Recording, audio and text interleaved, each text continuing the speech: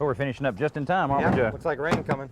You know, a tool belt like this is perfect for almost any home improvement project because you're able to keep all your nails, your screws, all of your tools right at your fingertips, but this kind can get pretty heavy, but that kind always slip down on me. Well, the nice thing about a nail apron is it is lightweight, but because it has a thin string, it has a tendency to slide down. Now, a belt like that, because it's got nice and wide, it offers a lot of support.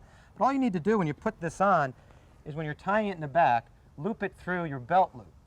And all that does, all you have to do is tie it through one belt loop, and that keeps it from sliding down. Now, even when it's loaded with tools and 3 or 4 pounds of nails, it won't fall down all the way. Now, but what about your hammer holster? That's something that I always flopped around, and it would slip around behind me, and I couldn't even reach my hammer. Right. Especially climbing up and down ladders, it has a tendency to move.